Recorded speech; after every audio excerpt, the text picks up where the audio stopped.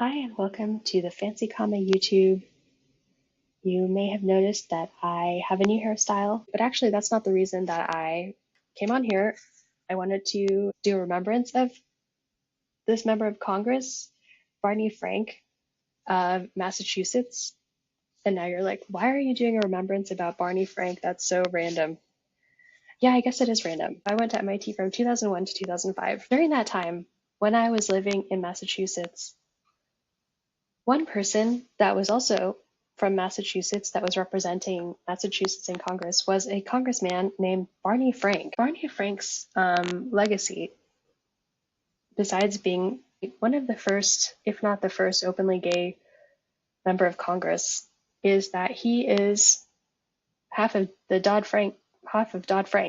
In case you don't know what Dodd-Frank is, after the financial crisis happened in 2007 or 2008, Chris Dodd and Barney Frank, this congressman from Massachusetts, he represented a district southwest of Boston area. Newton, Needham, I looked up the other places, but all the way out in the Northeast. He is the half of Dodd-Frank. Dodd-Frank was this legislation that was signed into law that ended too big to fail bailouts for banks that were too big to fail. It created the Consumer Finance Protection Board, or the CFPB, which protects people against predatory lending. And a lot of it has been rolled back through the Trump administration. Let's Google and see.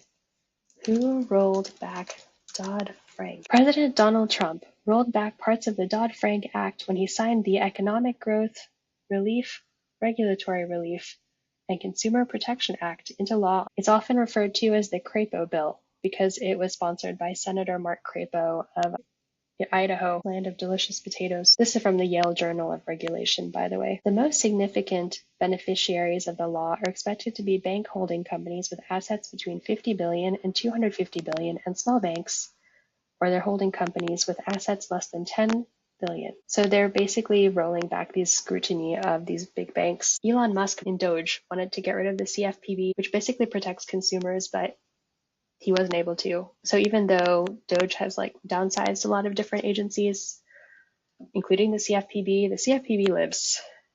Hooray. That's all thanks to Dodd-Frank.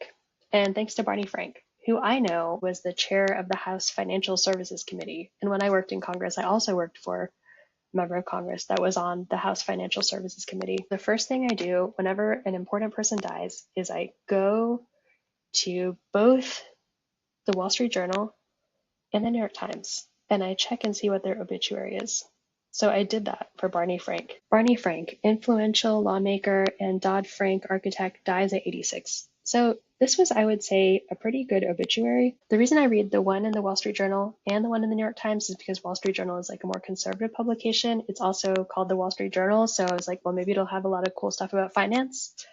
It does have a really good science section and technology section. Writing obituaries, as any writer knows, is a skill. You have to write it in a way that people remember this person that died, but also highlight their legacy. Of course, this one says, quick-witted and disheveled. I mean, I guess he wasn't that disheveled. Maybe a little. Not more disheveled than this. Frank made his mark as a defender of progressive policies, a gay rights standard bearer, and his party's leading voice on financial regulation. It talks about the scandal. Both the New York Times and the Wall Street Journal talk about his scandal, and they talk about Dodd-Frank, which was passed in 2010. And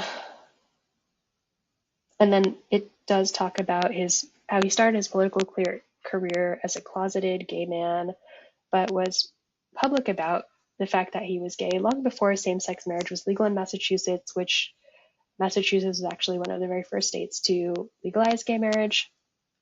The rest of this is pretty boring. It's all about finance.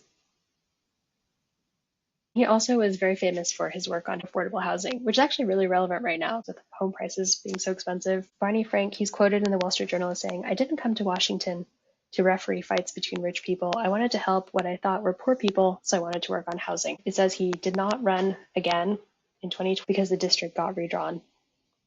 So yeah, that was it. Pretty standard. When Jake Tapper asked him how he wanted to be remembered, and he said, "Oh, that I was smart enough and learned enough about the reaction not to answer that question." Okay, so that was that one. So now, like, let's go to this one. And I thought, like, the New York Times would be laudatory of Barney Frank because he was progressive, and New York Times often has much more progressive coverage of the news. But actually, they didn't call him disheveled. This is the sentence from their article. That he bristled with intellectual firepower, acidic turns of phrase, and a zest for verbal combat, I guess. I just remember him like from that time as being like really outspoken on finance issues, maybe a little bit sassy. Washingtonian Magazine's annual poll of Capitol Hill staffers always had him being voted brainiest, funniest, and most eloquent. They also talk about his efforts to advance LGBTQ rights. Times says he supported civil rights and also women's rights. I would say all of those fall under the broad category of civil rights.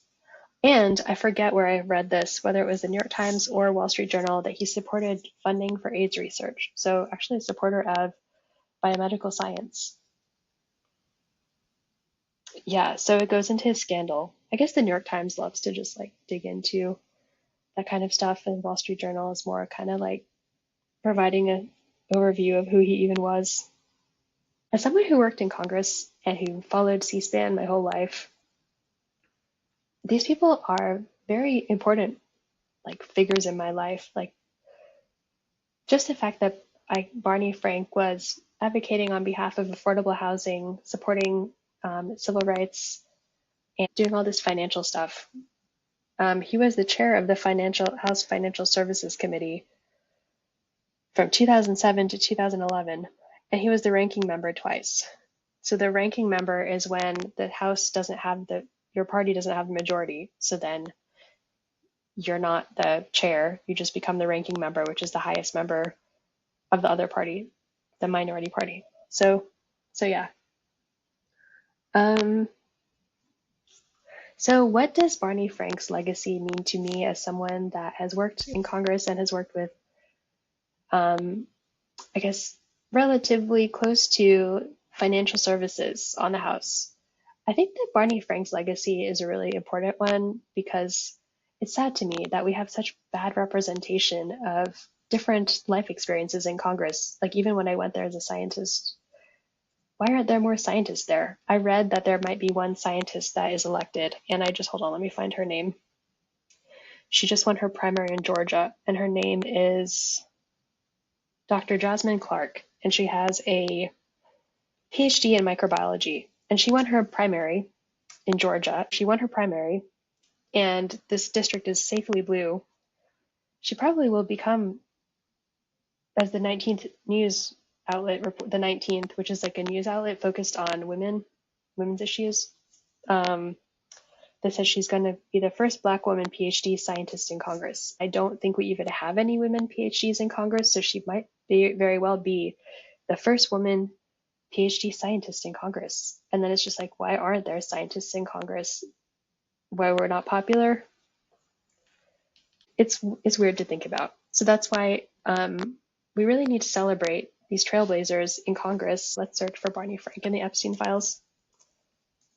This is what I do with everyone I meet now. I just look them up in the Epstein files. Or like if I see someone in the Nobel Prize Instagram, I'm like, let me see if they're in the Epstein files. And if they are, then I'm automatically like, nope. Well, actually, Barney Frank is in the Epstein files. Let's see. How do I share my screen? So this is the Epstein files website. So 15 mentions of Barney Frank. So we've got this one where it's about Barney Frank. So this is a news story that someone else forwarded to Jeffrey Epstein, one of his friends. So then he went to the World Economic Forum. Well, when do you want me to come over and tell you of my elucidating chat with Barney Frank? Then Jeffrey Epstein emails this person and says, call Jerry and both come over. So it's this one. So here is the main way that this guy is in the Epstein files. Someone talked to Jeffrey Epstein about him. You have to watch my Jeffrey Epstein investigative journalism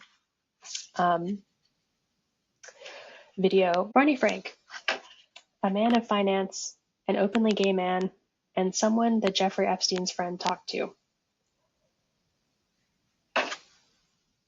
That is how legacies are in our current time, isn't it? Check out our other videos on Congress. I've done a whole bunch. Thanks for watching, and make sure to subscribe so you don't miss the next one. See you later.